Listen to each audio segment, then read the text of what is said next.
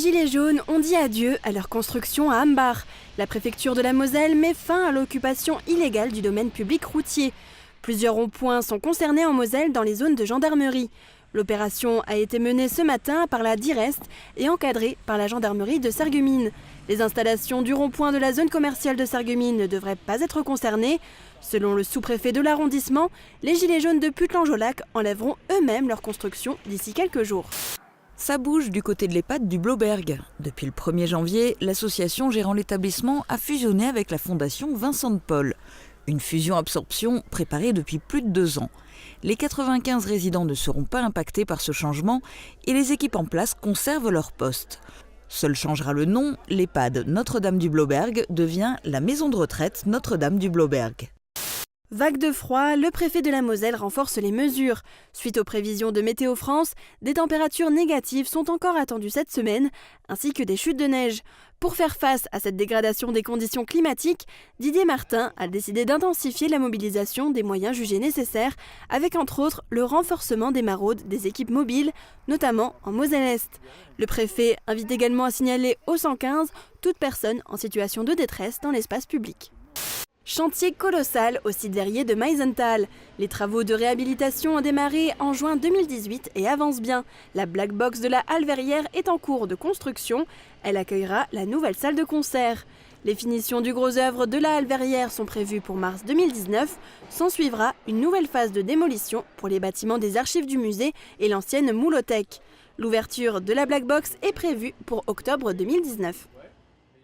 Moins obsolète, plus grande et avec un espace de lavage en plus. Depuis le 21 décembre, l'Intermarché de Sarreguemines a mis en service sa nouvelle station. C'est d'ailleurs la seule de Sarreguemines à proposer du super-éthanol, un carburant 2 fois moins cher et qui remplace le sans-plomb. Pour la station de lavage, sont mises à disposition 2 pistes haute pression et des rouleaux. Avec cette nouvelle station, l'Intermarché entend augmenter la fréquentation de 30%, coût total des travaux 400 000 €. Un débat pour la journée franco-allemande. Le lycée franco-allemand de Sarreguemines a invité hier des personnalités politiques, économiques et universitaires pour échanger devant les élèves. Le thème de cette table ronde, quel rôle jouent les relations franco-allemandes dans les défis actuels de l'Europe ? Un événement qui tombe à point nommé le jour de la rencontre d'Emmanuel Macron et Angela Merkel à Aix-la-Chapelle pour signer le nouveau traité de l'Élysée.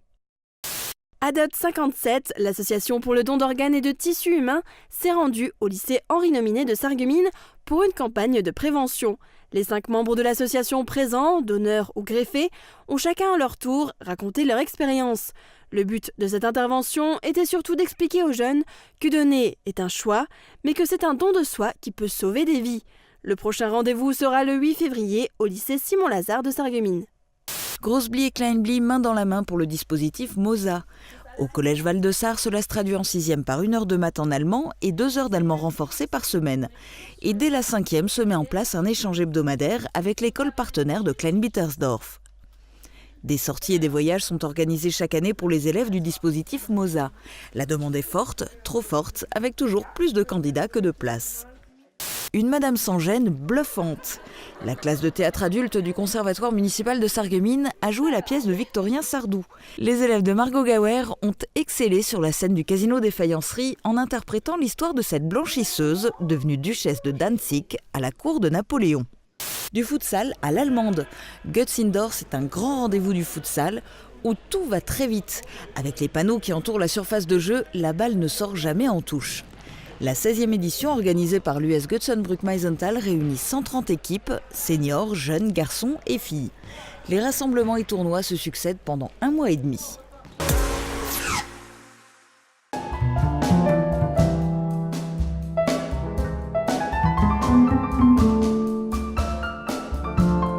Nous l'avons depuis 1990, donc c'est notre 30e année. Même si on n'a qu'une étoile, on fait partie de cette gastronomie française, parce qu'avant d'en avoir 2 ou 3, nous, c'est pas notre objectif. Nous, une étoile nous convient bien. C'est ce qu'on souhaitait avoir quand on a commencé dans ce métier-là. Stage et cours à l'école alternent sur les 3 années d'études. Le temps de formation, estimé à 4200 heures, se partage en 2, entre enseignement théorique et enseignement clinique en stage. D'ailleurs, au cours de cette journée portes ouvertes, la plupart des questions portent sur le contenu de la formation. Un métier a priori qui attire en général les femmes. Et pour cette session, 3 hommes ainsi que 2 travailleurs handicapés ont également intégré la formation. À l'issue, ils se retrouveront comme futurs salariés du nouvel EHPAD en construction à Frémin-Merlebach. L'idée n'est pas de juger l'attitude des parents face à l'hyperconnexion, mais d'apporter des conseils et de proposer des alternatives. Pour cela, l'établissement a fait appel à des partenaires du monde de l'éducation et des loisirs. La SBH, la médiathèque ou encore le lieu d'accueil parents-enfants. Malgré son déficit, le groupe Filieris prévoit du nouveau en 2019 avec des centres de santé qui doivent ouvrir à Bérennes-les-Forbach et à Stirin-Wendel. À Petite-Rosselle, un centre est déjà rénové et il accueille depuis peu un nouveau médecin, place de la Victoire. Et du côté de Forbach, de nouveaux généralistes et dentistes sont attendus dans le centre situé sur l'avenue Saint-Rémy. Concernant Frémin-Merlebach, il faudra attendre fin 2020 pour voir l'apparition d'un nouveau centre en remplacement de celui déjà en place, jugé trop vétuste. C'est à Sarrebruck que les bénévoles se retrouvent pour débuter leur maraude. Avec l'appui d'associations locales, ils ont identifié les lieux où s'installent les sans-abri. La gare routière, la gare ferroviaire et le centre-ville. Une boisson, un plat, des chaussures, des couvertures, mais surtout de la chaleur humaine qu'ils entendent bien partager avec tous ceux qui en ont besoin. On peut voir des arcs nerveux, on peut voir si la personne a du cholestérol, on peut voir s'il y a des faiblesses au niveau de certains organes. Sachant que bien qu'un organe peut avoir une faiblesse, c'est pas pour cela qu'on va développer forcément une pathologie dans le futur. Des bons, en échange de jouets qui pourraient être encore utilisables, Liam s'est laissé tenter par des dominos et des jeux de société. Cette bourse d'échange s'inscrit dans la continuité des animations réalisées dans les classes des écoles primaires du territoire, de manière à sensibiliser les jeunes tout au long de leur parcours scolaire. Une grande première donc qui a permis un véritable partage et une mixité permettant à chacun de s'exprimer sur le terrain, de beaux moments d'émotion bien au-delà des différences. C'est ça, le football unifié. Au final, puisqu'il faut tout de même des vainqueurs, c'est Saint-Avold 2 qui l'emporte en D2 face à l'US Forbach. En D1, c'est l'ES Gandrange qui sort vainqueur de sa rencontre face à Saint-Avold.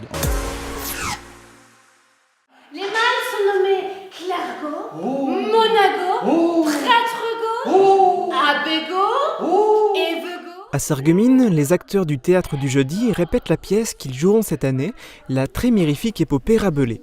Depuis sa création en 1983, cette troupe a présenté 46 pièces.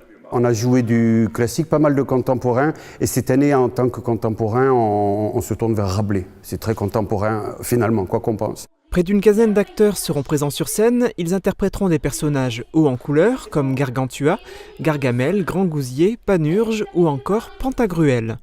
D'ores et déjà, 2 représentations sont prévues au printemps. Le public qui assistera au spectacle n'en sortira pas indemne. Il quittera la salle avec de nombreuses réflexions en tête sur notre société actuelle. On cherche un théâtre qui raconte quelque chose, un théâtre qui a du sens. De 1988 à 1997, chaque année, le Théâtre du Jeudi organisait sur plusieurs jours un festival de théâtre auquel participaient plusieurs troupes amateurs, dont le Kaléidoscope, bien connu sur le secteur de Forbach. Elle compte une dizaine de membres avec également une très grande majorité de femmes, à croire que les hommes ne sont pas des comédiens. Le Kaléidoscope réalise 3 créations par an. Nous montons des pièces comiques. Ceci dit, nous jouons également pour les enfants. Nous nous exerçons au Platt aussi pendant le festival du Platt. Le Kaléidoscope a vu le jour en 1992. Au fur et à mesure des années, la troupe s'est adaptée aux demandes du public. Je l'ai fait fondre. Oh, dégoûtant à boire. J'en ai croqué un même tout à l'heure à l'écurie. Oh bon, en plus t'en as pris encore. Eh ben oui, ça marchait pas. Eh ben rien, ça m'a rien fait du tout, vos puces aussi, toi. Absolument rien. C'était même pire que si je crois que ça m'aurait pas fait mieux de le mettre dans le trou de cul. Oh, une honte, des puces aussi, toi. Ces 2 troupes de théâtre sont portées par des amateurs qui ne s'essoufflent jamais et qui chaque année partent de rien pour créer un spectacle. On ne peut pas expliquer une passion, pas plus qu'on explique l'amour. C'est quelque chose qu'on a en soi. Alors pourquoi on le fait ? Tout simplement parce qu'on aime.